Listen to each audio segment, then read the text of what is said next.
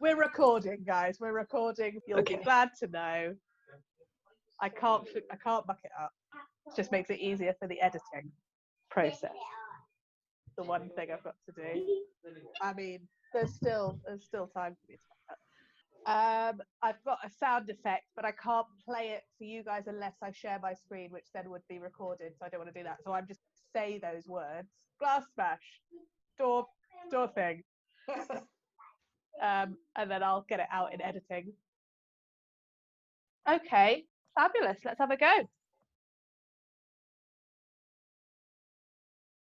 Beatty! Sis dear, dinner isn't over, surely? Not quite. I had one of my convenient headaches and cleared out. Now, these are for you, dear. With my love. I sneaked them off the sideboard as I came out. Oh, I mustn't take them. Oh, yes, you may. It's my share of dessert. Besides, it's a horrid shame you don't grub with us. What? Poor little music mistress? Yes, they're only going to give you 4 guineas a quarter. Fancy getting a girl like you for 4 guineas a quarter. Why, an eighth of you is worth more than that. There's company at dinner, isn't there? Well, hardly. Aunt Charlotte hasn't arrived yet, so there's only old Bullamy. Isn't old Bullamy anybody? Old Bullamy? Well, he's only like the governor, a police magistrate at the Mulberry Street Police Court. Oh, does each police court have 2 magistrates? All the best have 2. Don't they quarrel over getting the interesting cases?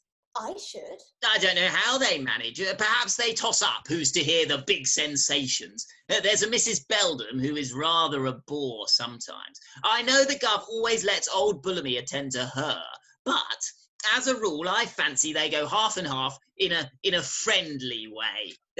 For instance, if the governor wants to go to the Derby, he lets old Bullamy have the Oaks and so on, see? Oh, I say, sis, when your mamma be angry when she finds I haven't gone home? Oh, put it onto your pupil. Say I'm very backward. I think you're extremely forward in some ways. I do wish I could get you to concentrate your attention on your music lessons, but I wouldn't get you into a scrape. Oh, no fear of that. Ma is too proud of me. But there's your stepfather. The dear old governor? Why, he's too good-natured to say boo to a goose. You know, Beatty, I was at school at Brighton when Ma got married. When she got married the second time, I mean. And the governor and I didn't make each other's acquaintance till after the honeymoon. Oh, fancy your stepfather blindly accepting such a responsibility. Yes, wasn't the governor soft? I might have been a very indifferent sort of young fellow for all he knew. Well, when I heard the new dad was a police magistrate, I was scared. Said I to myself, if I don't mind my P's and Q's, the governor, from force of habit, will fine me all my pocket money. But it's quite the reverse. He is the mildest, meekest... Oh, look out! Someone's coming. Whoop, whoop. 1 and 2 and 1 and 2. Master Sis. Oh, hello. What is it, Wick? The port wine what you asked for, sir? I couldn't get it away before. The old gentlemen do like to hug port wine so. Got a glass? Yes, sir. What ain't missed ain't mourned, eh, Master Sis? What a young gentleman it is. And only 14. 14? Behaves more like 40. Even Cook has made a hash of everything since he's been in the house. And as for Popham, look out, Master Sis. 1 and 2 and 1 and 2 and... Wick, where's the port? Port? Port wine. Mrs. is furious. Port? Why, there, you're carrying it about with you. Why, so I am carrying it about with me. Shows what a sharp eye I keep on the governor's wines, eh? Carrying it about with me. Mrs. will be amused. There's that boy with her again.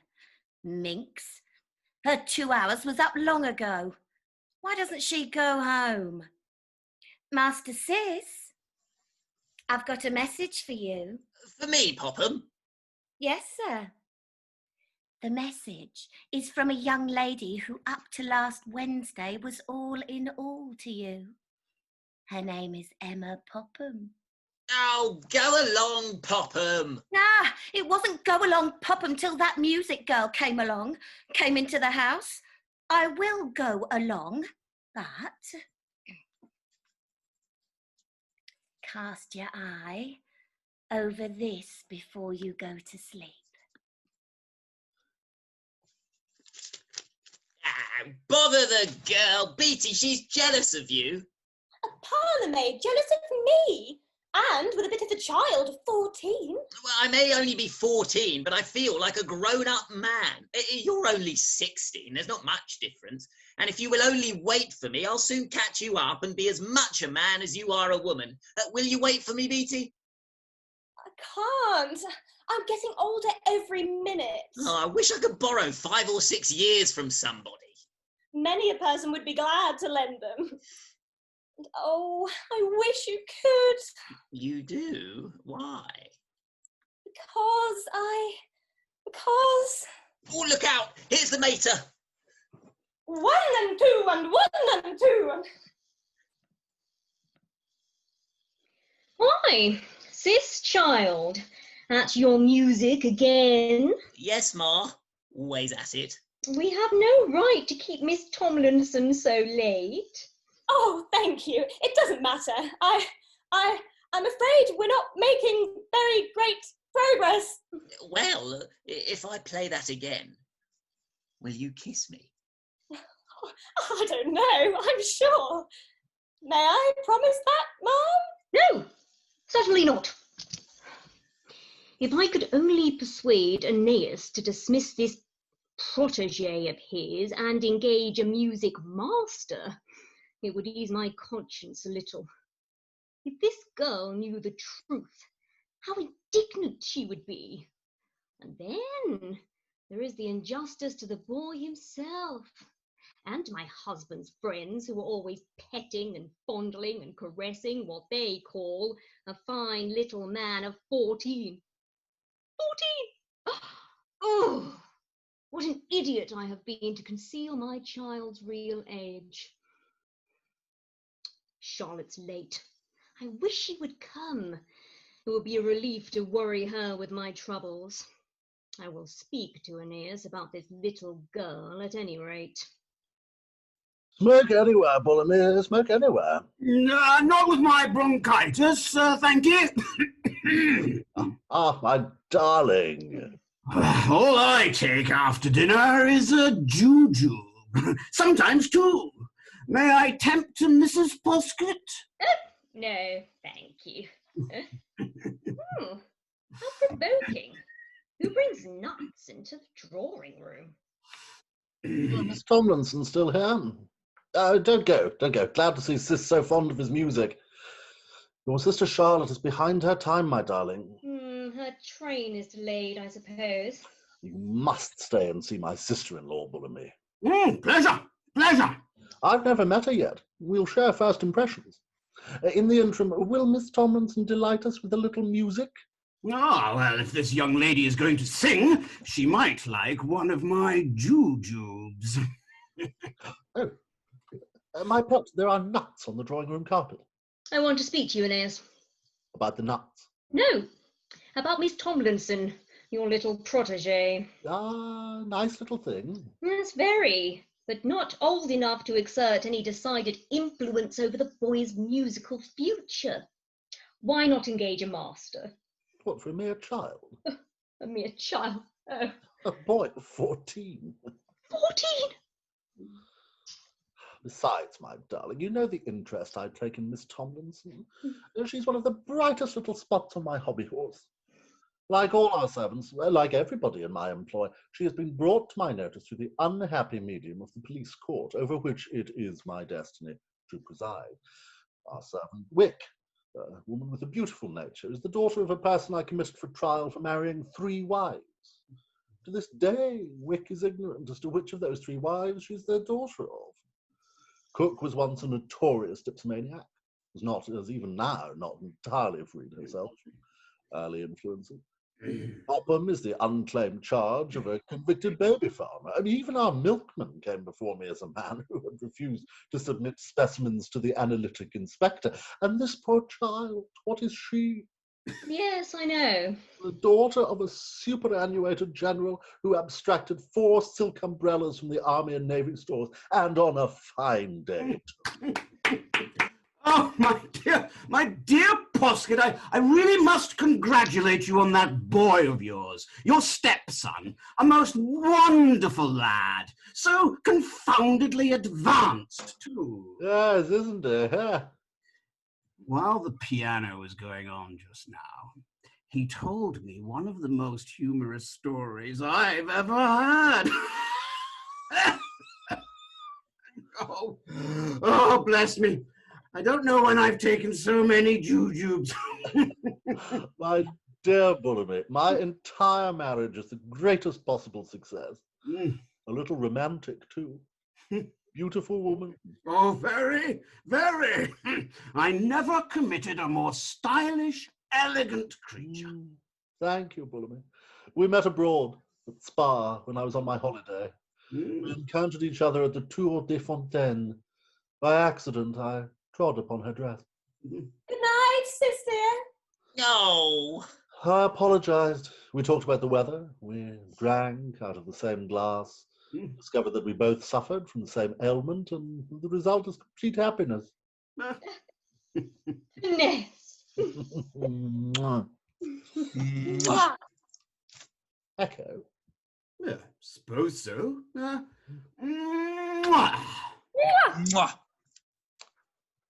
Yes. Curious. Romantic story, isn't it? Good night, Mrs. Posket. I shall be here early tomorrow morning. I'm afraid you are neglecting your other pupils. Oh, they're not so interesting as Sis, Master Farringdon. Good night. Good night, dear. We were married abroad without consulting friends or relations on either side. That's how it is that I've never seen my sister-in-law, Miss Verinder, who's coming from Shropshire to stay with us. She ought to... Miss Verinder has come, ma'am. Ah, here she is. Charlotte. My dear Charlie. Aggie, darling, aren't I late? There's a fog on the line. You could cut it with a knife. Is that your boy? Yes. Good gracious. What's he doing in an Eton jacket at his age? Shh. Don't say a word about my boy's age yet a while. Oh? There is my husband. Come upstairs, dear. Will you have some tea? No, thank you, Pet. But I should like a glass of soda water. Soda water? Well, dear, you can put what you like at the bottom of it. By Jove, Gov, isn't Aunt Charlotte a stunner? She seems a charming woman. Posket's got the wrong one. That comes of marrying without first seeing the lady's relations. Come along, Gov. Let's have a gamble. Mr. Bullamy will join us. A gamble? Yes, the boy has taught me a new game called Fireworks. His mother isn't aware that we play for money, of course. Who wins? Oh, he does now, but he says I shall win when I know the game better. What a boy he is! Isn't he a wonderful lad? And only 14, too. I tell you something else. Perhaps you'd better not mention it to his mother. Oh, no, certainly not. He's invested a little money for me. What in? Not in, on. On Silicon for the Lincolnshire Handicap. Silicon to win, butterscotch 1, 2, 3. Good Lord. Yes, the dear boy said, Gov, it isn't fair, you should give me all the tips. I'll give you some. And he did. He gave me silicon and butterscotch. He'll manage it for you if you like. Plank it down, he calls it. All ready? Look sharp. Gov, lend me a sov to start with. Solve to start with? Oh, we didn't think you'd return so soon, my darling. Go on amusing yourselves. I'm glad of this. We can tell each other our miseries undisturbed. You begin. Well, at last I am engaged to Captain Horace Vale. Oh, Charlie, I'm so glad. Yes, so is he says. He proposed to me at the Hunt Ball in the Passage, Tuesday week. Oh, what did he say? He said, "By Jove, I love you awfully." Well, and what did you say? Oh, I said, "Well, if you're going to be as eloquent as all that, by Jove, I can't stand out." So we settled it in the Passage. He bars flirting till after we're married. That's my misery. What's yours, Aggie? Something awful. Cheer up, Aggie. What is it? Well, Charlie, you know I lost my poor dear first husband at a very delicate age. Well, you were 35, dear. Yes, that's what I mean. 35 is a very delicate age to find yourself single. You're neither one thing nor the other. You're not exactly a 2-year-old and you don't care to pull a handsome. However, I soon met Mr. Posket at Spa. Bless him. Oh, and you nominated yourself for the matrimonial stakes.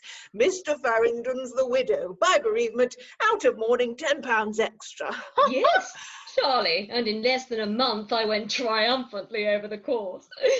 But Charlie, dear, I didn't carry the fair weight for age, and that's my trouble. Oh, dear. Undervaluing Aeneas's love in a moment of, I hope not, unjustifiable vanity, I took 5 years from my total, which made me 31 on my wedding morning. Well, dear, many a misguided woman has done that before you.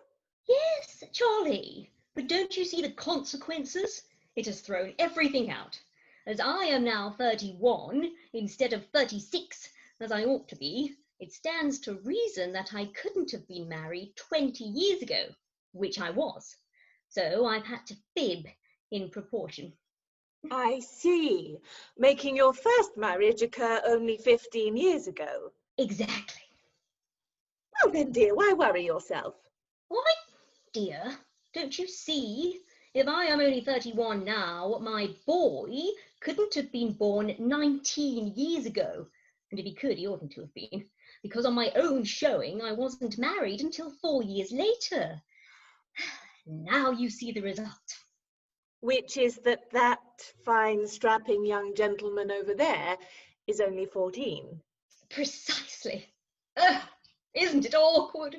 And his moustache is becoming more and more obvious every day. What does the boy himself believe? Well, he believes his mother, of course, as any boy should. As a prudent woman, I always kept him in ignorance of his age, in case of necessity. But it is terribly hard on the poor child, because his aims, his instincts, and ambitions are also horribly in advance of his condition. His food, his books, his amusements are out of keeping with his palate, his brain, and his disposition. And with all this suffering, his wretched mother has the remorseful consciousness of having shortened her offspring's life.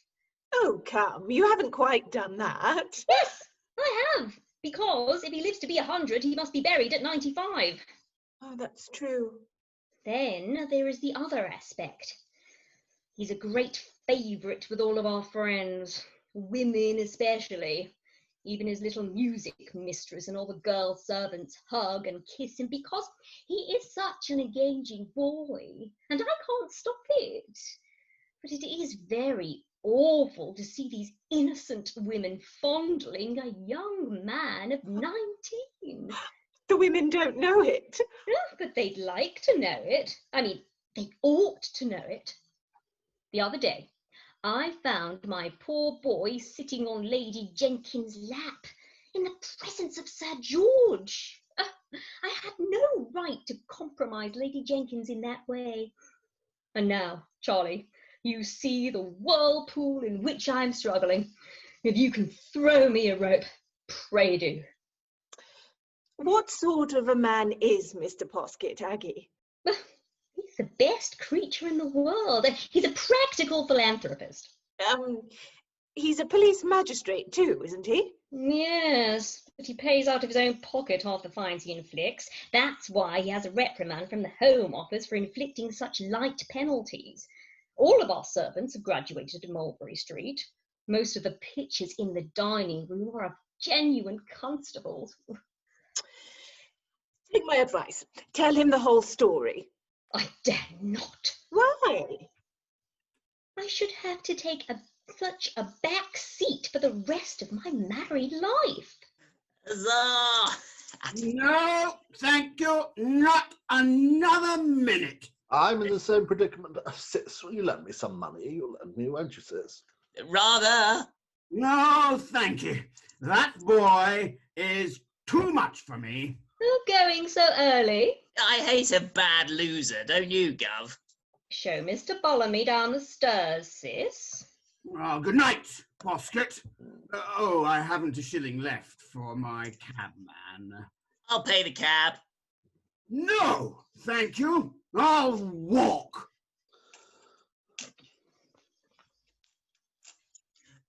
Any for me? One, sir. From a Keel blonde. Oh, lucky the mater didn't see it. This is for you, Charlie. Already? Spare my blushes, dear. It's from Horace, Captain Vale. The dear wretch knew I was coming to you. Hey-ho. Will you excuse me? Certainly. Excuse me, please. Certainly, my dear. Certainly, my darling. Excuse me, won't you? Oh, certainly. Certainly, Aeneas.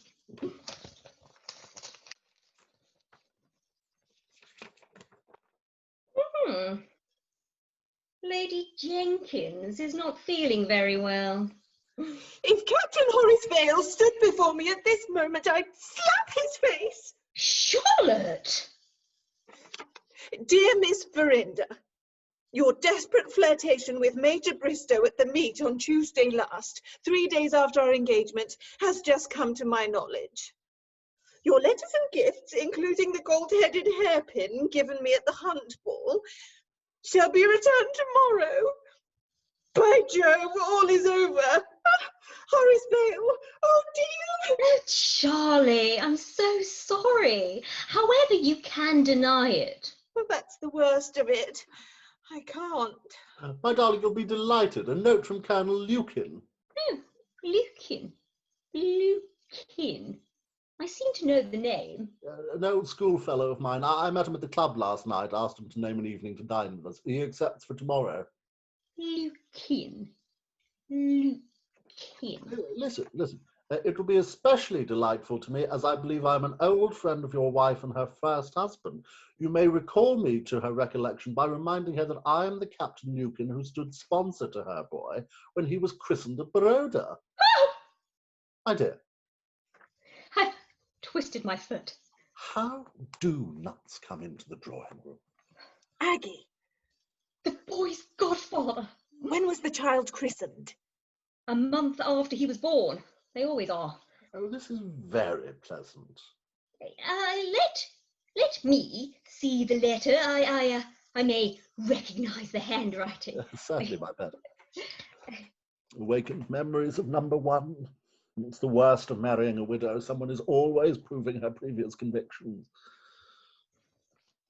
Number 19A Cork Street. Charlie, put on your things and come with me. Agatha, you're mad. I'm going to shut this man's mouth before he comes into this house tomorrow. Wait till he comes. Oh, yes, till he stalks in here with his how d'ye do Posket. Haven't seen your wife since the year 66, by gad. Not I. Aeneas? My dear. Lady Jenkins, Adelaide is very ill. She can't put her foot to the ground with neuralgia. Oh, bless me. We've known each other for 6 long years. Only 6 weeks, my love. Yes, weeks are years in close friendship. My place is by her side. Slightly indisposed, caught trifling cold at the dog show. Where do you buy your handkerchiefs? There's nothing about neuralgia putting her foot to the ground here, my darling. No, but can't you read between the lines, Aeneas? This is the letter of a woman who is not at all well. Well, all right, my darling. If you're bent upon going, I'll accompany you. Certainly not, Aeneas. Charlotte insists on being my companion. We can keep each other warm in the closed cab. But can't I make a third? Don't be so forgetful, Aeneas. You know that in a four-wheeled cab, the fewer the knees there are, the better. What's the matter, Gov? Your mother and Miss Verinder are going out. Lady Jenkins is ill. Oh, Ma mentioned in the will. Oh, good gracious, what a boy. No, sis, your mother is merely going to sit by Lady Jenkins' bedside to hold her hand and to tell her where one goes to buy pocket handkerchiefs. By Jove! The mater can't be home again till 12:30 or 1 o'clock. Well, much later if Lady Jenkins' condition is alarming. Hooray! I'll tell Wick to get them the worst horse on the rank. Oh, my dear child. 3/4 of an hour's journey from here at least. Twice 3/4, 1 hour and a half. An hour with Lady Jenkins, or when women get together, you know, Gov, they do talk. Now that's 2 hours and a half. Good. Oh, Gov, will you come with me?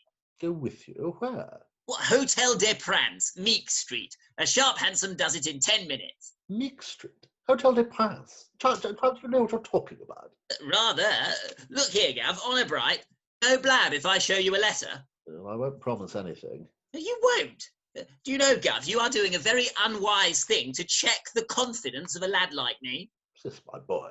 Now, can you calculate the inestimable benefit it is to a youngster to have someone always at his elbow, someone older and wiser and better off than himself? Of course, sis, of course. I want you to make a companion of me. Well, then how the deuce can I do that if you won't come with me to Meek Street? Yes, but deceiving your mother. Deceiving the mater would be to tell her a crammer, a thing.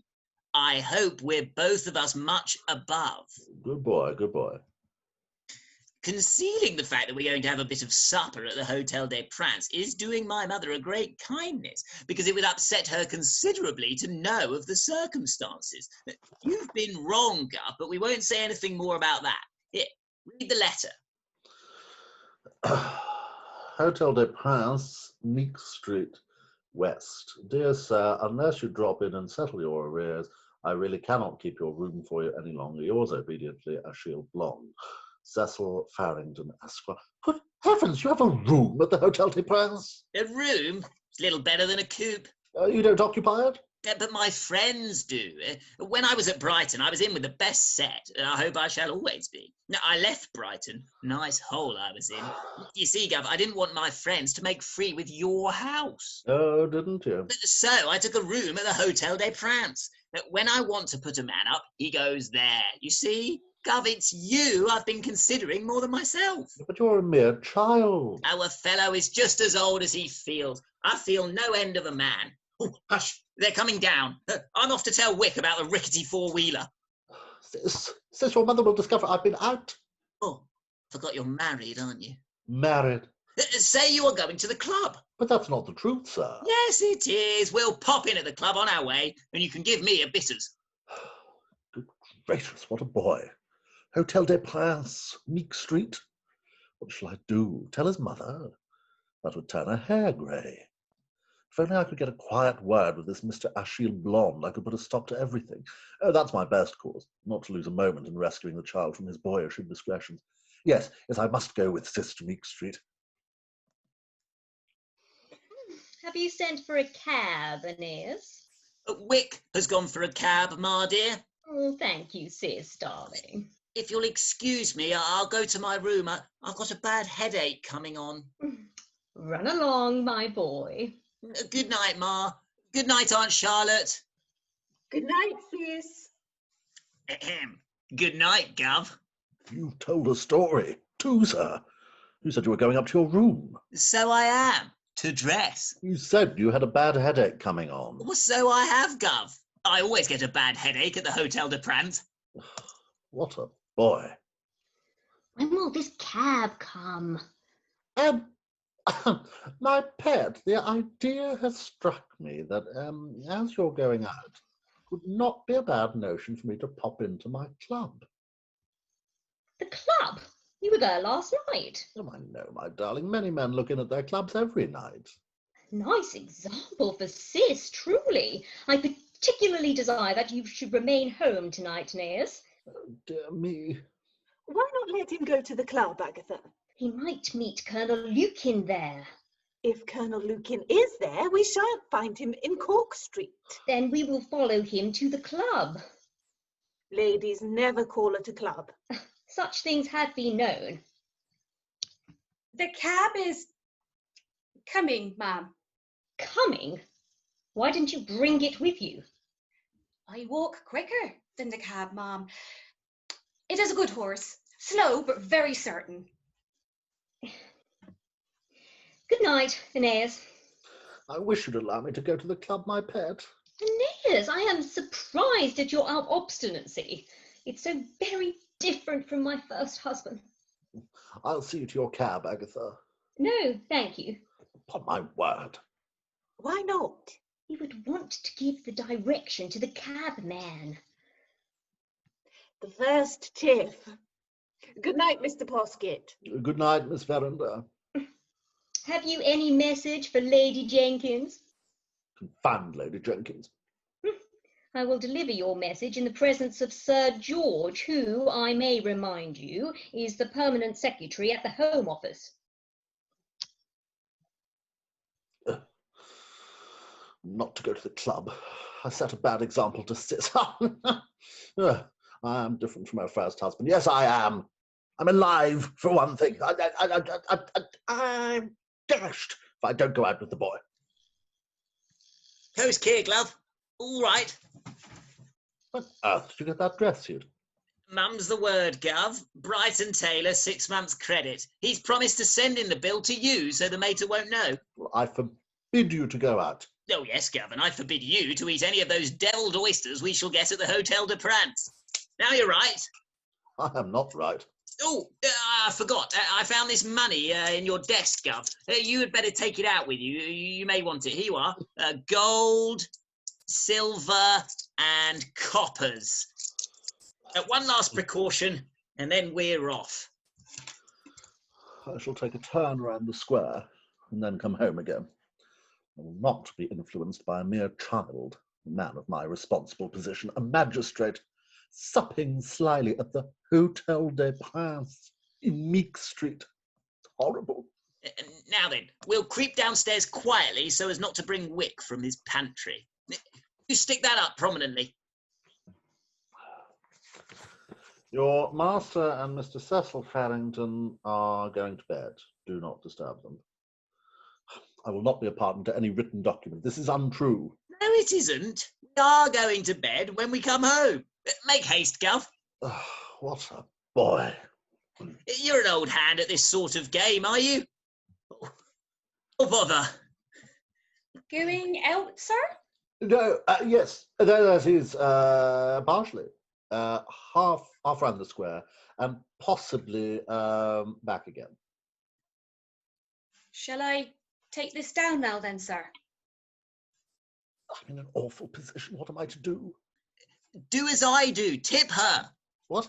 Tip her. Oh, yes. Where's my money? Give her that. Yes.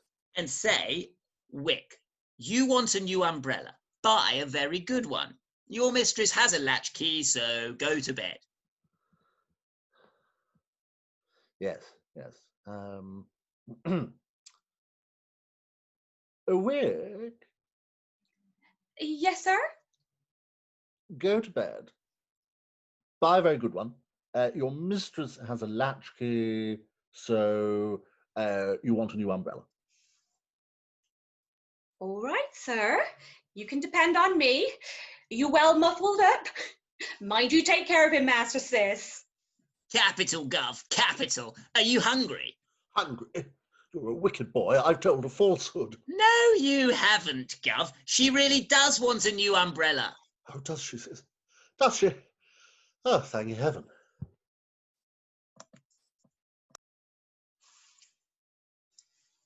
Here, why, tuppence.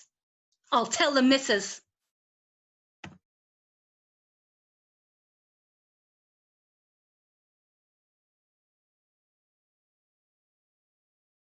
Come on, Gov. Come on. How are you, Isidore? Oh, I beg your pardon. I am quite well. And so are you, thank you. I want a pretty little light supper for myself and my friend, Mr. Skinner. Skinner? Is someone else coming? No, you're Skinner. Oh. I beg your pardon. Very good. But Monsieur Blanc, he said to me, Isidore, listen now. If Mr. Farrington he come here, you say, I beg your pardon, you are a nice gentleman, but will you pay your little account, which is quite inconvenient, before you leave the house at once? Quite so. There's no difficulty about that. What's the bill? Oh, I beg your pardon. £8, 4 shillings. Phew. Well, here go my winnings from old Bullamy and the Gov. £2 short. Skinner! Got any money with you? Yes, it's my boy.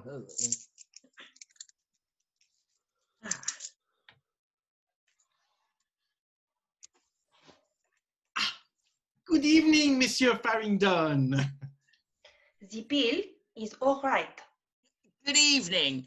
My friend, Mr. Harvey Skinner of the Stock Exchange. Very pleased to see you. Are you going to enjoy yourselves? Rather. You usually eat in this room, but you don't mind giving it up tonight, and now do you? Oh, Achille. Oh, come, please, to please me. A cab has just brought a letter from an old customer of mine, a gentleman I haven't seen for over 20 years, who wants to sup with his friend in this room tonight. It is quite true.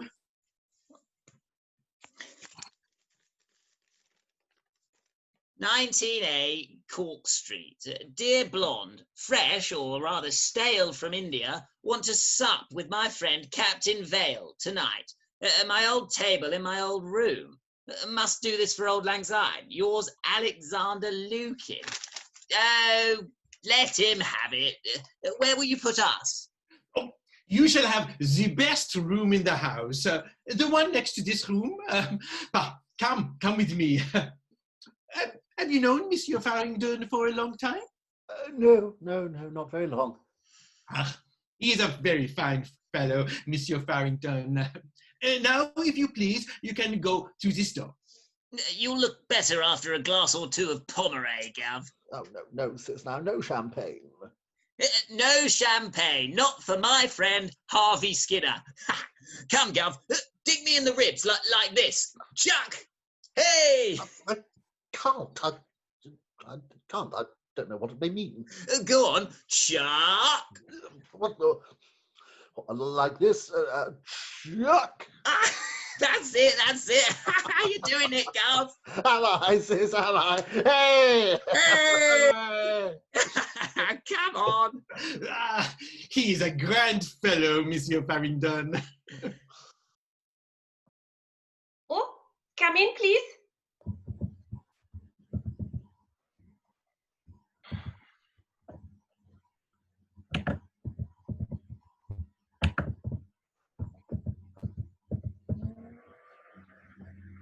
This is the room. Come in, Vale.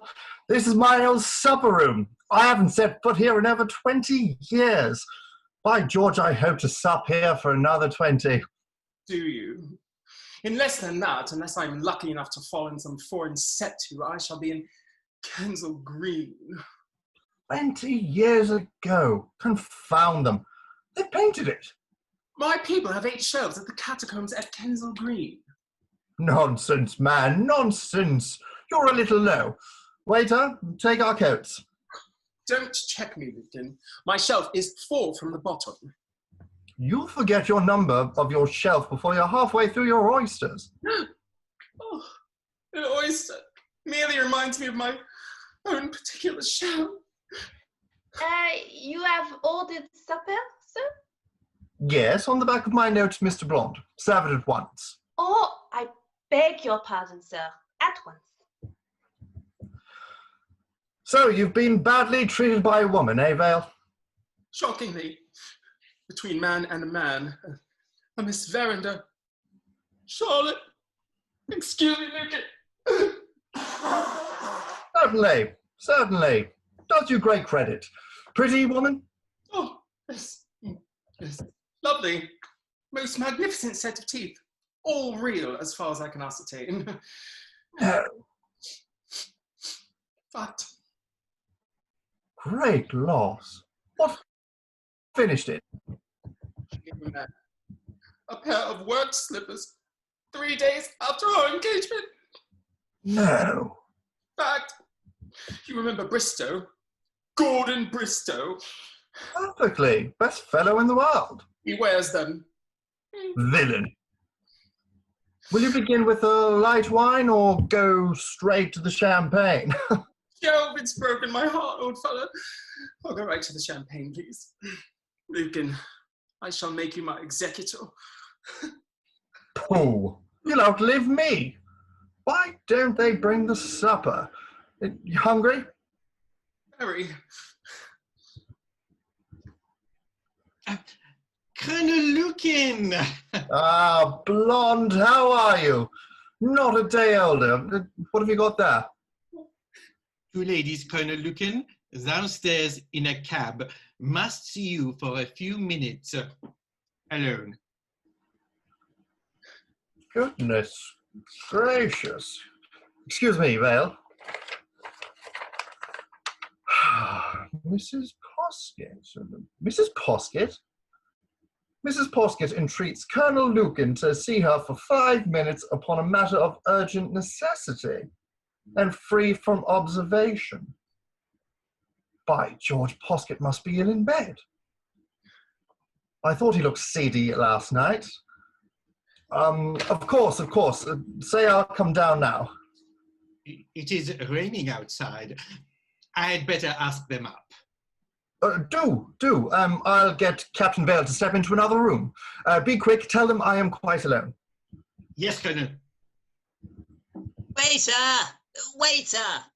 Where the deuce are you? Oh, coming, sir, coming. I beg your pardon. My dear Vale, I am dreadfully sorry to bother you. 2 ladies, one the wife of a very old friend of mine, have followed me here and want half a dozen words with me alone. I am in your hands. How can I manage it? Oh, my dear fellow, don't mention it. Let me go into another room. Oh, thank you very much. You're so hungry too. Hey, what do you want? Ooh, occupied? Never mind. I'll find my way somewhere. Colonel, are you alone? The ladies? 1 moment. Oh, deuce, take it, Vale. The ladies don't want to be seen. By George, I remember. There's a little balcony to that window. Just step out for a few moments. Keep quiet. I shan't detain you. It's nothing important. Husband must have had a fit or something. Colonel? 1 moment. Awfully sorry. You're so hungry too. Come in, blonde. Colonel Lucan. Pray, compose yourself. Pray, compose yourself. Blonde. Keep the waiter out till I ring. That's all. Yes, Colonel. Good gracious, blonde. What's that? Oh, the rain outside. It is cats and dogs. By George, is it? Poor devil.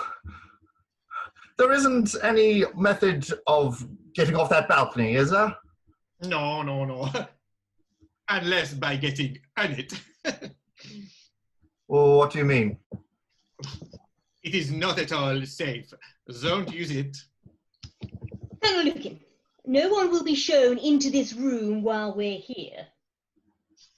No, we shall not be disturbed. Good heavens, I suppose I'll never see him alive again. I'm afraid you've come to tell me Posket is ill. No, my husband is at home. Lord forgive me, I've killed him. Colonel Lucan, Mr. Posket is at home. Is he? I wish we all were. Sunstroke, evidently. Poor fella. I assure you my husband is at home quite well and by this time sleeping soundly. Oh, yes, very good. You two are very funny gentlemen. I beg your pardon. What was that? Oh, in the next room. Get it over, Aggie, and let us go home. I'm so awfully hungry. It is still bearing him. What's his weight? Surely he can't scale over 10 stone. Oh, Lord, how wet he is. Colonel Lucan, we knew each other at Baroda 20 years ago. Oh, when I look at you, impossible. Well, then, you mustn't look at me. Oh, equally impossible. Oh, I feel quite out of this. You were at my boy's christening. Yes, certainly. When you remember what a fine little fellow he was. Not a pound over 10 stone. Colonel Lucan! I beg your pardon? Oh, yes, I was at the christening of your boy. One of the worst cases of sunstroke I have ever seen. I remember the child very well. Has he still got that absurd mug? Colonel Lucan!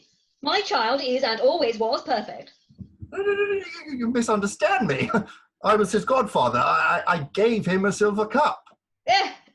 You do excuse me. How did I become acquainted with such vulgar expressions?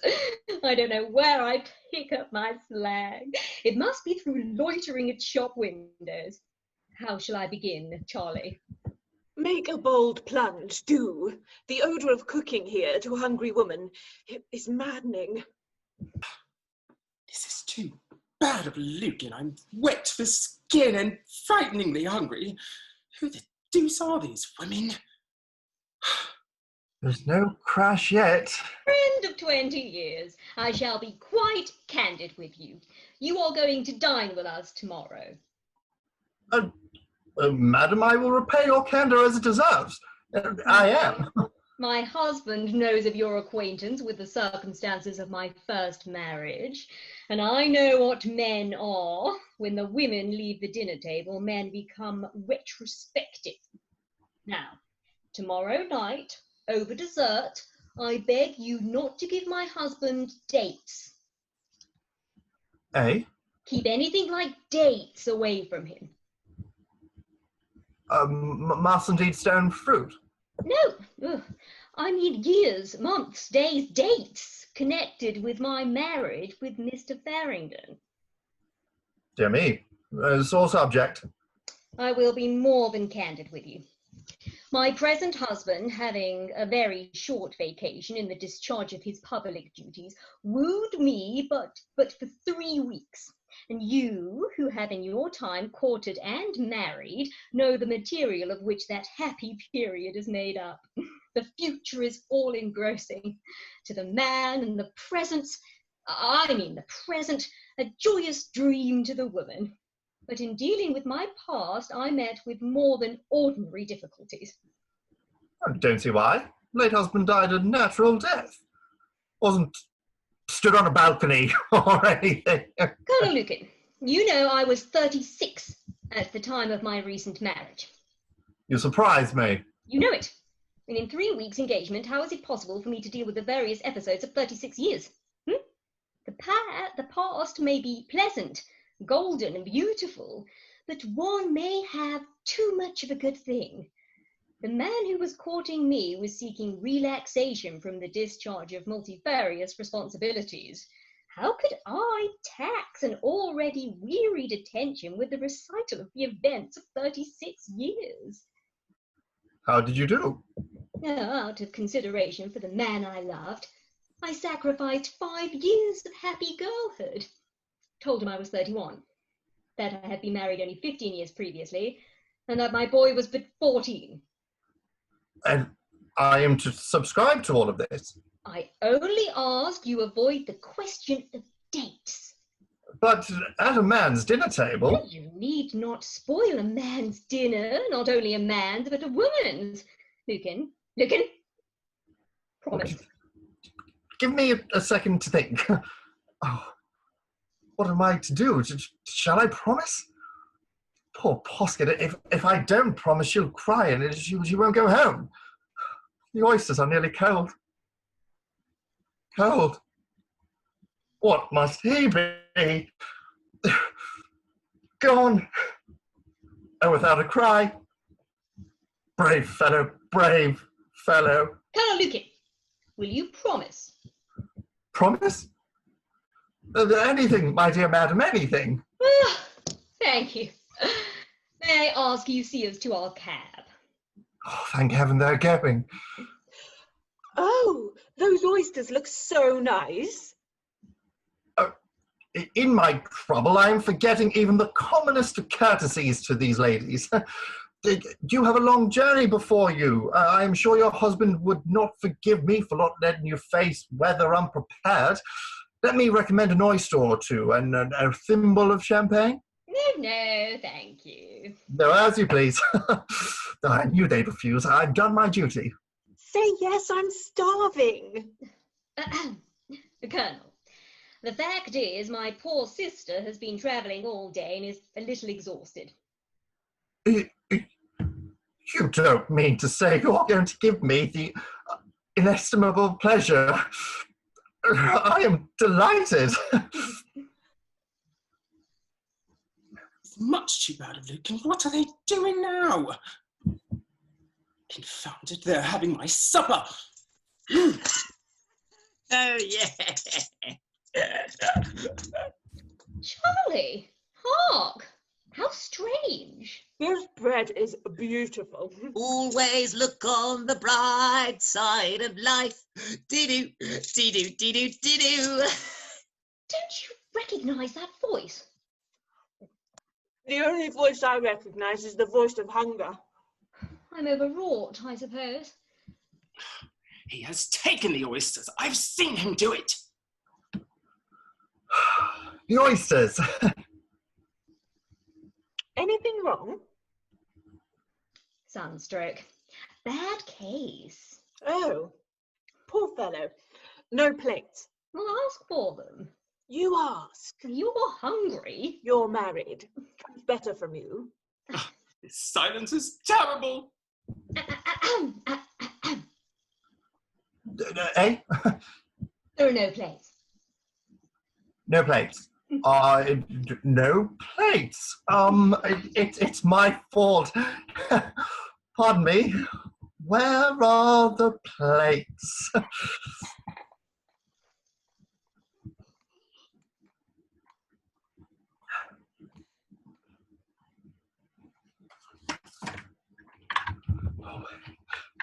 Dale! Safe and sound! Oh, bless you, fellow, I am myself again.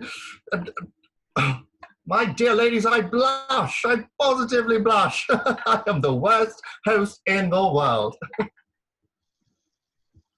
Jove, that's true. Not at all, not at all. I'll make amends, by George. You may have noticed I've been confoundedly out of sorts. That's my temperament. Now up, now down. I've just taken a turn. Oysters, they look tempting. If there are some lemons, surely they're not so brutal as to have forgotten the lemons. Where are they? Where are they? Have you seen any lemons? Lemons. You're ill, Charlotte. Surely you're not choking.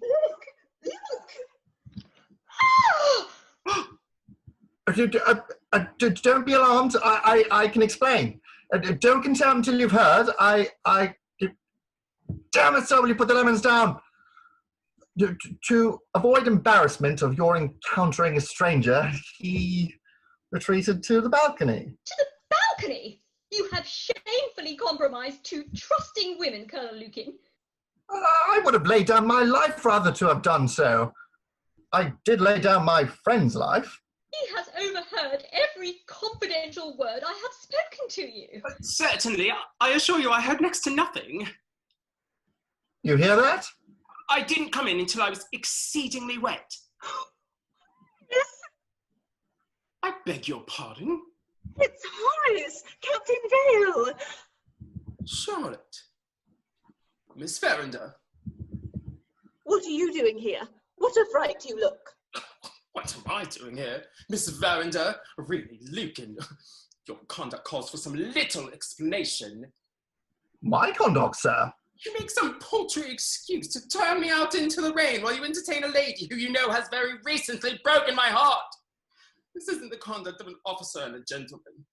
Whose isn't? Yours or mine? Mine! I mean, yours! He's a very good-looking fellow. You don't see a man at his best when he's wet through. Colonel Lucan, do you ever intend to send for a cab? One moment, I have some personal explanation to exchange with Miss Verinder. It's frightfully late. Tell him to write to you. I must speak to him tonight. Life is too short for letters. Then he can telegraph. Halfpenny a word, and he has nothing but his pay. Very well then. Lady Jenkins has a telephone. I'll take you there to tea tomorrow. If he loves you, tell him to ring up 133-8091. Oh, you thoughtful angel. I'll have the first word. Really, Captain Vale, I'm surprised at you. It was a happy time, Miss Verinder, when I might have been surprised at you. A few hours ago, it was, by Jove, all is over. Now I find you with a bosom friend, enjoying devilled oysters. I beg your pardon? I find you enjoying devilled oysters. Horace Vale, you forget you have forfeited the right to exercise any control over my diet. One would think I had broken off our engagement. If you have not, who has? I have your letter saying all is over between us. Charlotte, can you explain your conduct with Gordon Bristow? I could if I chose. A young lady can explain anything. But he's showing your gift to fellows all over the place. It was a debt of honour. He laid me a box of gloves to a pair of slippers about forked lightning for the regimental cup, and forked lightning went tender at the heel. I couldn't come to you with debts hanging over me. I'm too conscientious. By Jove, I've been a brute. Yes. My darling. No. You are too damp. Oh, yes, of course. I'm sorry. I beg your pardon. It is a quarter of an hour over our time. I know. I'm going directly. I can get the boy away. Yes! All right, Gov, you finish your bottle. My boy! Gentlemen, come. Miserable deceiver. This, then, is the club, and the wretched man conspires to bring my boy down to his own awful level. What shall I do? I daren't make myself known here. I know. I'll hurry home, and if I get there before Aeneas, which I shall do, I'll sit up for him. Hush! What's the matter? The police! The police? The police? The police are downstairs, at the door. Oh dear! Gracious powers! Shh, keep quiet, please. They may be satisfied with Madame Blanc's assurances. I must put you in darkness. They can see the light if they go round the back. Miserable men! What have you done? Are you criminals? You haven't deserted or anything on my account, have you, Horace? Hush! Don't be alarmed. Our time has passed so agreeably that we have overstepped the prescribed hour for closing the hotel, that's all. Well, what can they do to us? At the worst, take our names and addresses, and summon us for being here in prohibited hours. Oh! I beg your pardon. The police have come in. My dear lady, don't faint at such a moment. Hide! They have put a man at the back. Keep away from the window. I'm going to put Isidore to bed on the sofa. This will explain the light going out.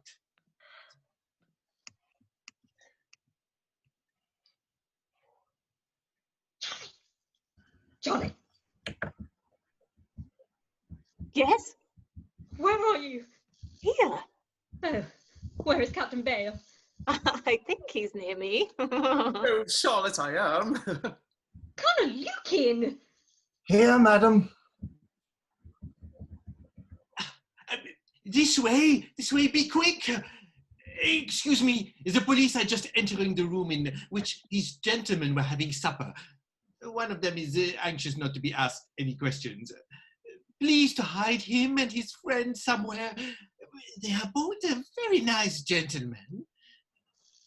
Sis, advise me, my boy, advise me. It's all right, Gov, it's all right. Get behind something. Look, I beg your pardon. I think I am addressing a lady. I am entirely the victim of circumstances. Accept my apologies for this apparent intrusion. Madam, I applaud your reticence, though any statement made under the present circumstances would not be used against you. Where is that boy? Madam, it may be acute nervousness on your part, but you are certainly pinching my arm. You need not trouble yourself. Take my word for it. No trouble, Mr. Blonde, thank you. Candles blown out lately? This is where the light was. Perhaps. My servant Isidore sleeps here. He has only just gone to bed. Oh? He sleeps in his clothes? Always. It is a rule of the hotel. Oh? Why's that? To be ready for the morning. All right. Isidore, go downstairs and give your full name and particulars to Sergeant Jarvis. You can go down to the sergeant now, Mr. Blonde. With pleasure. Now then, Harris. Yes, sir. Keep perfectly still and hold your breath as long as you can. Hold my breath, sir? Yes. I want to hear how many people are breathing in this room. Are you ready? Yes, sir. Go.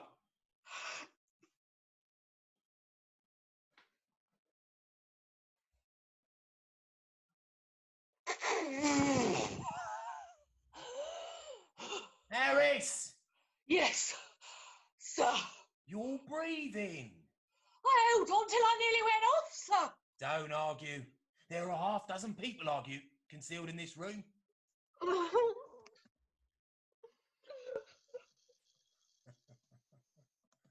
I thought so. Come on, Gov. Come on. They're killed. No, they're not. They've gone into the kitchen and the balcony with them. Look sharp, Harris. Coming your confounded detective tricks on ladies and gentlemen. How dare you make ladies and gentlemen suspend their breathing till they nearly have apoplexy? I didn't want you to leave off breathing, sir. I wanted you to breathe louder. Your name and address, sir. Alexander Lukin, Colonel. 19A, Cork Street, Lodgings. Other gentlemen? Horace Edmund Vale, Captain, Stocks Hotel, Conduit Street. Thank you, Captain. The ladies? No. Names and addresses, please. Officer, my good fellow, tell me now, at the present moment, what are you most in want of? These two ladies' names and addresses, please. Be quick, Colonel. The lady first. Christian names? Alice Emmeline. Alice Emily. Surname? Fitzgerald. 101 Wilton Street, Piccadilly. Single lady? Quite. Very good, sir. Thank you. Such a nice address, too. Now, Captain, that lady, please. This lady, the other lady's sister. Single lady, sir? Certainly. Christian name, Captain?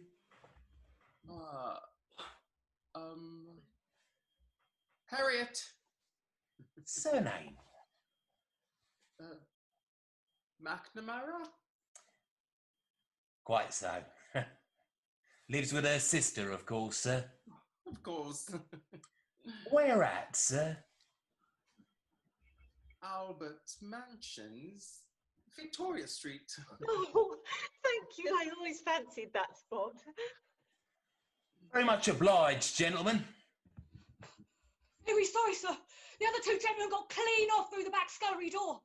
Old hands to all appearance. My boy, saved!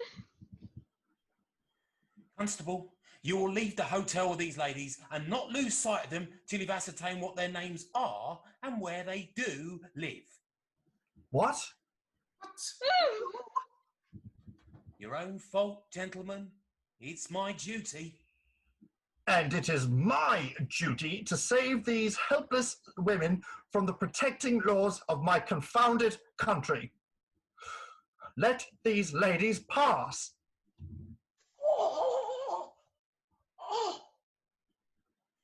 All fellows outside? Yes, sir, at your service. Very sorry, gentlemen, but you and your party are in my custody. What? What? Oh, no! For assaulting this man in the execution of his duty. You dare to lock us up all night? It's 1 o'clock now, Colonel. You'll come out first thing in the morning. Come on, at what court? Mulberry Street. Oh, and the magistrate? Mr. Posket. Oh.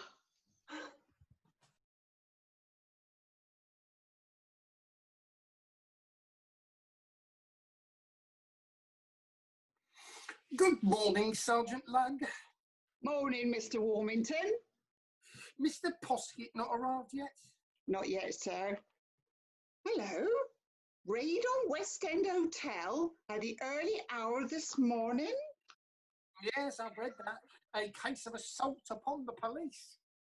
Why, these must be the folks who've been so precious rampageous all night. Very likely. Yes, sir. Protesting and protesting till they protested everybody's sleep away. Nice looking woman too, though. As I tell Mr. Lugg, nowadays there's no telling who's the lady and who isn't. Well, excuse me, Mr. Warmington, but of all the years I've had the honour of knowing you, sir, I've never seen you wear a necktie with, so to speak, a dash of colour in it.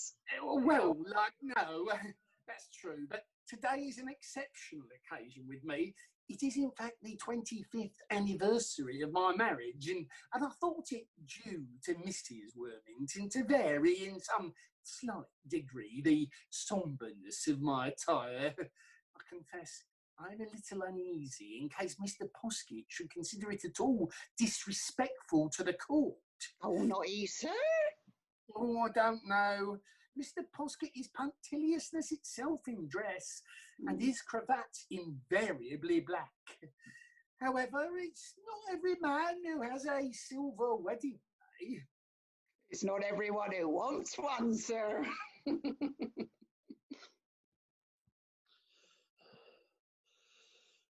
Good morning, Lugg. Good morning to you, sir. Regret the liberty I'm taking, sir. I've seen you look more strong and hearty. My night was rather disturbed. Lugg? Sir? Have any inquiries been made about me this morning? Any messenger from Mrs. Posket, for instance, to ask how I am? No, sir. My child, my stepson, young Mr. Farrington, hasn't called, has he? No, sir. Where can that boy be? Thank you, Lugg, that's all. Oh, nasty Cotwell shaving, sir. Where can that boy have got to? If I could only remember how, when, and where we parted. I think it was at Kilburn. Right, let me think. First, the kitchen. This was all right, because I fell underneath. I felt it was my duty to do so. And then what occurred? The night air. Oh, how refreshing. Sis, my boy, we'll both learn a lesson from tonight. Never deceive. Where are we? In Argyle Street. Look out, Gov, they're after us. And then as Sis remarked, the fun began. Down Baker Street. Curious recollections while running of my first visit as a happy child to Madame Tussauds, and wondering whether her removal had affected my fortunes. Come on, Gov, you're getting blown. Where are we? Park Road. What am I doing? Getting up out of a puddle. What road is this, Sis? Maida Vale. Maida Vale, good gracious. A pious aunt of mine once lived in Hamilton Terrace. Oh, she never thought I should come to this. Gov? Yes, my boy. Let's get this kind-hearted coffee stall keeper to hide us. We apply. Will you assist two unfortunate gentlemen? Oh, blowed if I will. Why not? Because I'm going to join in the chase after you. Off again, along Maida Vale, on, heaven knows how or where, till at last no sound of pursuit, no Sis, no breath, and the early Kilburn buses starting to town. Then I came back again, and not much too soon for the court. Oh, how shockingly awful I look, and how stiff and sore I feel. What a weak and double-faced creature to be a magistrate. When Wormington arrives, I'll borrow some money and send out for a black cravat. All my pocket money's in my overcoat at the Hotel des Princes. If the police sees it, there is some consolation in knowing that the money will never be returned to me. Come in. Good morning, sir. Wick. Is Master Farrington quite well? He hadn't arrived home when I left, sir. Where is that boy? How's your mistress this morning, Wick? Oh, very well, I hope, sir. She ain't come home yet either. You're not returned? Nor Miss Verinder? No, sir, neither of them. Oh, Lady Jenkins is worse. They're still nursing her. Good women, true women. That's Easy's deceiving old mind. Now, if the servants don't betray me and Sis returns safely, the worst is over. Oh, to what a depth have I fallen that I rejoice in Lady Jenkins' indisposition. Kirk thought you ought to know that the mistress hadn't come home, sir. Certainly. Take a cab at once to Camden Hill and bring me back word how poor Lady Jenkins is. Tell Mrs. Posket I'll come on the moment court rises. And Wick, it's not at all necessary that Mrs. Posket should know of my absence with Master Farrington from home last night. Mrs. Posket's present anxieties are more than sufficient. Inform Cook and Popham and the other servants that I shall recognise their discretion in the same spirit I have already displayed towards you. Thank you, sir, I will. Meanwhile, sir, I thought you would like to count up the little present of money you gave me last night, and in case you thought you'd been over-liberal, sir, you might halve the amount. It isn't no good spoiling of us all, sir. You're an excellent servant, Wick. I'm very pleased. I'll see you when you return from Lady Jenkins. Be quick. Yes, sir. He won't give me twopence again in a hurry. Oh, Lug, I want you to go to the nearest hosier's and purchase me a neat cravat. What sort of a kind of a one, sir? One like Mr. Wormington's. One like he's wearing this morning, sir? Of course. Oh, fancy him being jealous of Mr. Wormington's now. Oh, very good, sir. Price, sir? Oh, the best. Pay for it with this, Lug. Yes, sir. And keep the change for your trouble. Oh, thank you, sir. Thank you, sir. Very much obliged to you, sir. That's like a liberal gentleman. Good morning, Wormington. The charge sheet.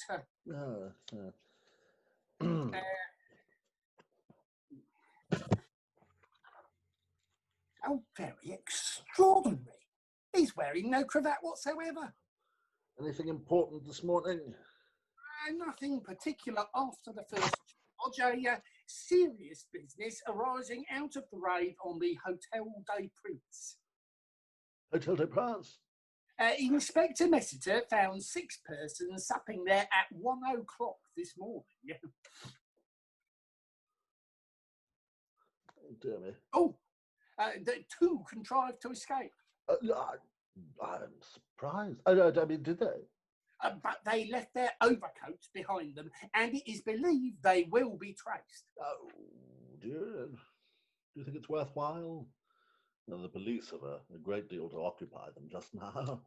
But surely, if the police see their way to capture anybody, we had better raise no obstacle. No, quite so. Never struck me. The remaining four, it was found necessary to take into custody. Gracious. Good job the other two didn't wait. I beg your pardon, sorry, you mean, you say we have four? Yes, on the charge of obstructing the police. The first assault occurred in the supper room, the second in the four-wheeled cab on the way to the station. There were 5 persons in the cab at the time, the 2 women, the 2 men, and the inspector. Dear me, it must have been a very complicated assault. Who are the unfortunate people? The men are of some position. Alexander Lukin, Colonel. Lukin? I know Colonel Lukin, we're old schoolfellows. Very sad. The other is Horace Edmund Vale, Captain. Yeah, and the ladies? Call themselves Alice Emmeline Fitzgerald and Harriet McNamara. Which was the lady who was under the table with me. They are not recognised by the police at present, but they furnish incorrect addresses and their demeanour is generally violent and unsatisfactory. Who pitched me? Alice or Harriet? I mention this case because it seems to be one calling for the most stringent measures. Wouldn't a fine and a severe warning from the bench to the 2 persons who got away?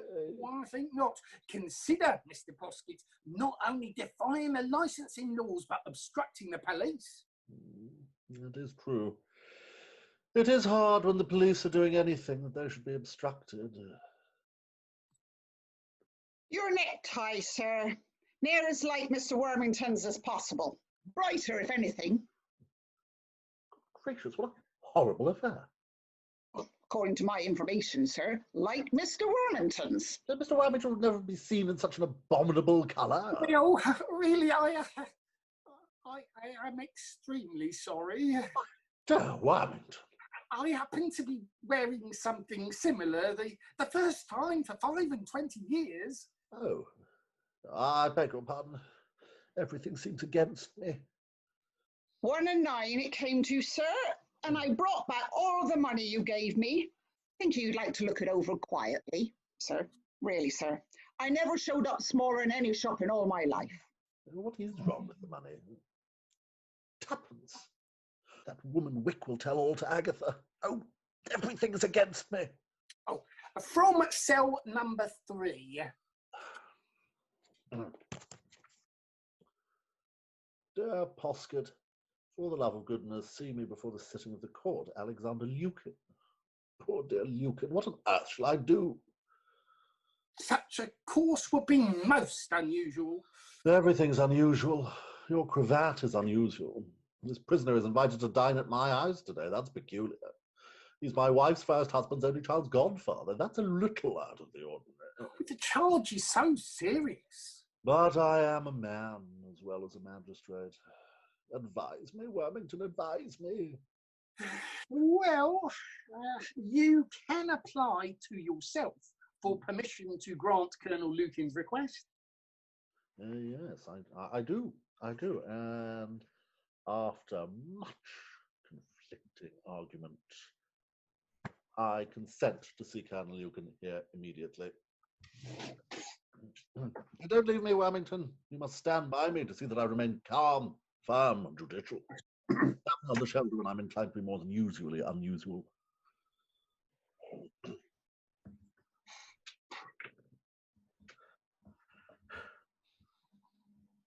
Poor Posket. I suppose he's been sitting up for his wife all night, poor devil. I regret to see you in this terrible position, Colonel Lukin. By George, old fellow, I regret to find myself in it. And I suppose they've written about us in the Times, confound them. I'm afraid it will be necessary, even here, to preserve strictly our unfortunate relative positions. Colonel Lukin, in addressing you now, I am speaking not as a man, but as an instrument of the law. As a man, I may, or may not, be a weak, vicious, despicable creature. Certainly. Of course. But as a magistrate, I'm bound to say you fill me with pain and astonishment. Quite right. Every man to his trade.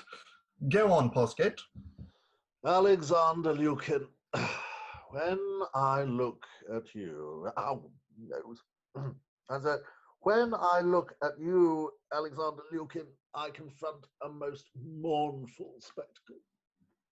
A military officer trained in the ways of discipline and smartness, now, in consequence of his own misdoings, lamentably bruised and battered, shamefully disfigured by plaster, with his apparel soiled and damaged, all terrible evidence of a conflict with that power of which I am the representative. Well, Posket, if it comes to that, when I look at you, you look quite as shaky as I do. And you're not quite as innocent of court plaster. No, really. And as for your attire, we neither of us look as if we've slipped out of a bandbox. Oh, don't. Pray respect my legal status. I have spoken. It remains for you to state your motive in seeking this painful interview. Certainly. Well, you know, of course, I'm not alone in this affair. 3 persons appear to be charged with you. Horace Vale and I are prepared to stand the brunt of our misdeeds. But, Posket, there are ladies involved. In the annals of the Mulberry Street Police Court, such a circumstance is not unprecedented. 2 helpless, forlorn ladies. Alice, Emmeline Fitzgerald, and Harriet McNamara.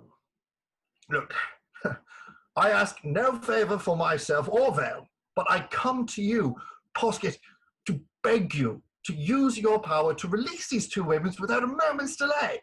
Do you think I am to be undermined? Undermine the devil, sir. Don't talk to me. Let these ladies go, I say. Don't bring them into court. Don't see their faces and don't hear their voices. If you do, you'll regret it. Colonel Lukin. Posket, do you know that one of these ladies is a married lady? The moment this married lady steps into your confounded court, the happiness, the contentment of a doting husband become a confounded wreck and ruin. Then, sir, let it be my harrowing task to open the eyes of this foolish doting man to the treachery, the perfidy which nestles upon his very hearthrug. Be careful, Posket. By George, be careful. Lukin, as an English husband and father, it will be my duty to teach you and your disreputable companions, Alice, Emmeline Fitzgerald, and Harriet McNamara, some rudimentary notions of propriety and decorum. Confound you, Posket, listen! I am listening, sir, to the guiding voice of Mrs. Posket, that newly made wife, still blushing from the embarrassment of her second marriage, and that voice that says, strike for the sanctity of hearth and home, for the credit of the wives of England, no mercy. It is time to go into court, sir. The charge against Colonel Lukin is first on the list. Posket, I will give you one last chance. If I write upon a scrap of paper the real names of these 2 unfortunate ladies, will you shut yourself up for a moment, away from observation, and read these names before you go into court? I cannot be influenced by private information in dealing with an offence. Then, Posket, you must have the plain truth where you stand, by George. These 2 ladies, who are my companions in this affair, are... Sergeant, Colonel Lukin will now join his party. What? Sir, what? Lukin, I think we both have engagements. Will you excuse me? Posket, you have gone too far. Even if you went down on your knees, which you appear to have been doing recently, and begged for the names of these two ladies, well, you shouldn't have them. No, sir. By George, you shouldn't. Thank goodness that ordeal is past. Now, Warmington, I think I am ready to face the duties of the day. Shall we go into court? Certainly, sir. I hope I defended the sanctity of the Englishman's hearth, Warmington. You did indeed, as a married man, I thank you. Excuse me, sir. Mr. Posket is just going into court. No, Lady Jenkins has sent me back to tell you that she hasn't seen the missus for the past few weeks or more. Mrs. Posket went to Camden Hill with Miss Verinder last night. He haven't arrived there, sir. Haven't arrived? No, sir. And even a slow four-wheeler won't account for that. Pray, don't be anxious, sir. The court is waiting. I am anxious. Tell Sergeant Lugg to look over the accident book. This morning's hospital returns. List of missing children. Suspicious pledges people left chargeable to the parish. Warmington, Mrs. Posket and I disagreed last night. Don't think of it, sir. You should hear me and Mrs. Worthington. Pray do come into court. Court? I'm totally unfit for business. Totally unfit for business. Or charge one in the dock. All four of them. Nora, what's that? Oh, don't notice them. They're hystericals. They're mild now to what they have been. I say, old fellow, is your governor all right in the head? I suppose so. Why? Well, I've particular reason for asking. Did he ever tell you to buy anything for him and keep the change? What do you mean? Well, does he ever go down handsome for your extra exertion? Do you ever get any tips? Rather. What do you think he made me a present of last night? I don't know. Tuppence. To buy a new umbrella.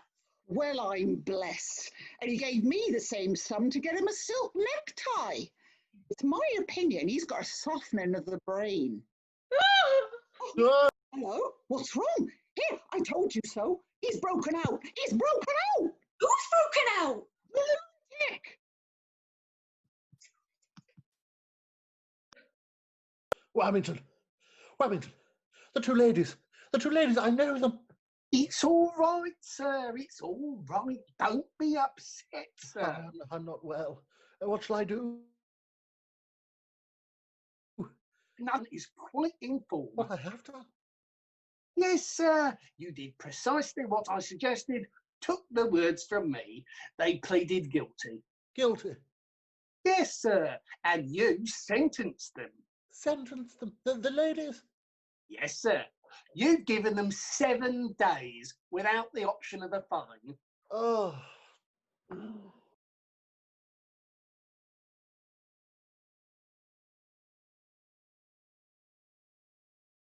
How dreadfully early. 11 o'clock. And I'm not supposed to come till 4. I wonder why I want to instruct Sis all day. I'm not nearly so enthusiastic about the 2 little girls I teach in Russell Square. Oh, that music person again. I beg your pardon. I ain't got no instructions to prepare no drawing room for no lessons till 4 o'clock. I wish to see Mrs. Posket. She hasn't come home. Oh, then, Master Farringdon will do. He hasn't come home either. Oh, where is he? No one knows. His wicked old stepfather took him out late last night and hasn't returned him. Such a night as it was too. And him still wearing his summer undervests. Mr. Posket? Mr. Posket? No, my sis. How dare you speak of Master Farringdon in that familiar way? How dare I? Oh. Where's the mater? He's ill. Oh, What is the matter, sis dear? Tell Beatty. Well, I'm sure. Who's given you raisins and ketchup from the store cupboard? Come back to Emma. Oh, I wish you two girls would leave off. He's speaking again. He hasn't had any breakfast. He's hungry. Hungry? Oh, I thought he looked thin. Wait a minute, dear. Emma Popham knows what her boy fancies. Oh, Beatty, hold my head while I ask you something. Yes, darling. No lady would marry a gentleman who had been a convict, would she? No, certainly not. I thought not. Well, Beatty, I've been run after by a policeman. Oh! Not caught, only run after. And walking home from Hendon this morning, well, I came to the conclusion that I ought to settle down in life. Beatty, could I write out a paper promising to marry you when I'm 21? Don't be a silly boy. Of course you can. Then I shall. And when I feel inclined to have a spree, I shall think of that paper and say, Sis Farringdon, if you ever get locked up, you'll lose the most beautiful girl in the world. And so you will. I'd better write it now before my head gets well again. He won't think so much of her now. His breakfast is my triumph. Coffee, bacon, and a tea cake. Hush! Master Farringdon is writing something very important. Oh, that's a cab at our door. It must be the mater. I'm off. Sis, you haven't finished your promise. All right, sir. I've got you. Oh, what's the matter? All right, my good girl. You run downstairs and fetch a brandy and water. Oh. Now, don't take on so, sir. It might happen to every married gentleman. Now, you're all right now, sir. I'll hurry back to the court and see whether they've set for Mr. Bullamy. But my wife. Oh, come now, sir. It is 7 days. Why, many a married gentleman in your position, sir, would have been glad to make it 14. Go away, leave me. Certainly, sir. Agatha and Lucan supping together at the Hotel des Pins while I was at home and asleep. Oh, while I ought to have been at home and asleep. Oh, it's awful. Hello, Guff. Sis. Where did you fetch, Guff? Where did I fetch? You wretched boy, I fetched Kilburn. I'll fetch you a sound whipping when I recover my composure. What for? For leading me astray, sir. Yours is the first bad companionship I have ever formed. Evil communication with you, sir, has corrupted me. Why did you abandon me at Kilburn? Because you were quite done, and I branched off to draw the crowd away from you after me. Oh, did you, sis? Did you? Oh, my boy, my boy. Oh, sis, we're in such trouble. You weren't caught, Gov. No. But do you know who the ladies are who were supping at the Hotel des Pins? No. You? Do I? They were your mother and Aunt Charlotte. The mater and Aunt Charlotte? Oh, I say, Gov, what a lark. A lark? They were taken to the police station. My mother? They were brought before the magistrate and sentenced. Sentenced? To 7 days imprisonment. Oh. What are you going to do? Get my mother out first and then break every bone in that magistrate's body. Oh, sis, he's an unhappy wretch, and he did his duty. Gov, I'm only a boy, but I know what professional etiquette is. Come along. Which is the police station? Mulberry Street. Who's the magistrate? I am. You? You dare to lock up my mother? My dear Posket! Come with me and get my mother out. Just leave me alone, sir. She is out. I managed it. How?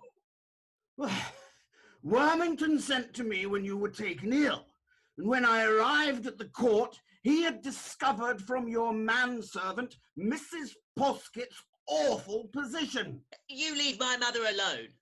Go on. Sir, said I to myself, this won't do. I must extricate these people somehow. I'm not so damned conscientious as you are, Posket. Bravo, go on. So the first thing I did was to take a jujube. Will you make haste? Then I said to Wormington, Posket was non compos mentis when he heard this case. I'm going to reopen the matter. Hurrah! And I did. And what do you think I found out from the proprietor of the hotel? What? What?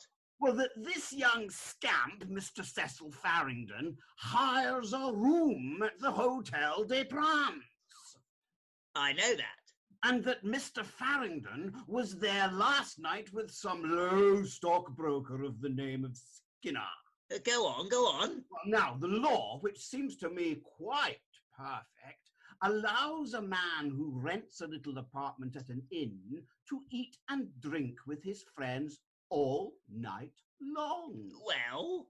So I said from the bench, well, these ladies and gentlemen appear to be friends or relatives of a certain lodger in the Hotel des Princes. Well, so they are. They were all discovered in one room. So we were. So they were. And I shall adjourn the case for a week to give Mr. Farringdon an opportunity of claiming these people as his guests. Oh, 3 cheers for Bullamy. So, I censured the police for their interference and released the ladies on their own recognizances. And the men? Well, unfortunately, Wormington took upon himself to dispatch the men to the House of Correction before I arrived. I'm glad of it. They're dissolute villains. I'm glad of it.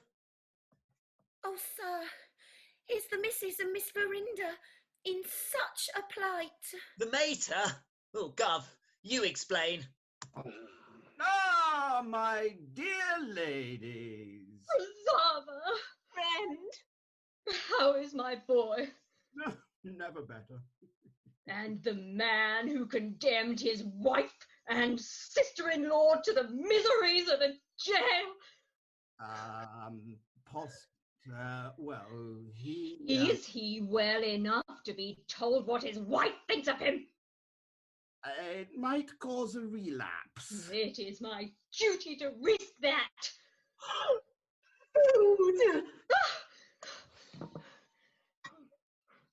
Agatha Posket.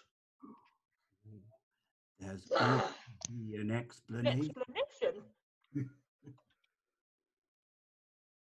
How dare you look me in the face, madam? How dare you look at anybody in any position, sir? You send your wife to prison for pushing a mere policeman. If I were, I should thrash your boy.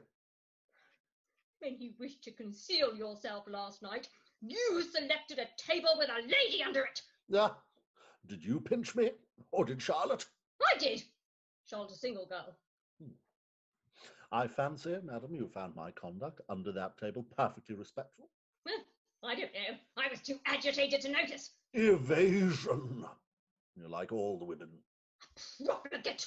You oughtn't to know that. No wife of mine sups unknown to me with dissolute military men. We will have a judicial separation, Mrs. Posket. Certainly. I suppose you'll manage that at your police court too. I shall send for my solicitor at once. Aeneas, Mr. Posket, whatever happens, you shall not have custody of my boy. Your boy? I take charge of him. Agatha Posket, he has been my evil genius. He has made me a gambler at an atrocious game called Fireworks. He has tortured my mind with abstruse speculations concerning silicon and butterscotch for the St. Ledger. He has caused me to cower before servants and to fly before the police. But he was my sis. Hello, Mater. Got back. You wicked boy! How dare you have apartments at the Hotel des Pras? Yes, and it was to put a stop to that which induced me to go to Meek Street last night. Don't be angry, Mater. I've got you out of your difficulties. But you got me into mine. Yeah, well, I know I did. One can't always be doing the right thing, but it isn't Gov's fault. There. Swear it. No! He doesn't know the nature of an oath. Believe him. Aeneas! I see now that this is all the result of a lack of candour on my part. Tell me, have you ever particularly observed this child? Yeah. Has it ever struck you that he's a little forward? Sometimes. Oh, you're wrong. He is awfully backward. Eh? It is. Men always think they're marrying angels, and women would be angels if they didn't have to grow old. That warps their dispositions. I have deceived you, Aeneas. Ah, Lucan. No, you don't understand. Lucan was my boy's godfather in 1866. 1866? 1866? 1866? 1866? Don't count. Sis, go away. When you proposed to me in the Pantheon at Spa, you particularly remarked, Mrs. Farrington, I love you for yourself alone. I know I did. Well, those were terrible words to address to a widow with a son of 19. Don't count, Aeneas, don't count. Those words tempted me. I led you to believe that I had been married only 15 years ago. I deceived you and my boy as to his real age. And I told you I was but 31. It wasn't the truth. I merely lacked a woman's commonest fault. Exaggeration. But, Lucan. Knows the real facts. I went to him last night to beg him not to disturb an arrangement which has brought happiness to all parties. Look, in place of a wayward, troublesome child, I now present you with a youth old enough to be a joy, a comfort, and support. Do I say, Mater, this is a frightful sell for a fellow. Now go to your room. I always thought there was something wrong with me. Best if I'm not behind the age. Forgive me, Aeneas. Oh, Agatha. How do I know Sis won't be 25 tomorrow? No, you know the worst. And as long as I live, I'll never deceive you again. Except in the little things.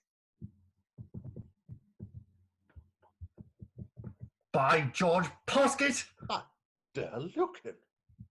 Do you know I am a confounded jailbird, sir? An accident. Mr. Posket, I shall choke, sir! Inspector Messiter is downstairs and says that Isidore the waiter swears that you are the man who escaped from Meek Street last night. What? It's a public scandal, sir! Aim is up, sir.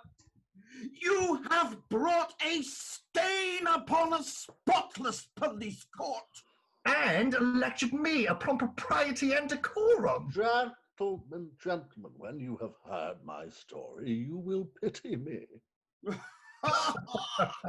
You will find your old friend a man, a martyr, and a magistrate. Come on, BT. Gov, Mater, here's news.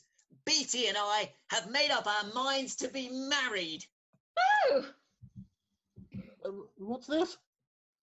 Bellinger, 74, extra dry, to drink our health and happiness. Champagne! It may save my life.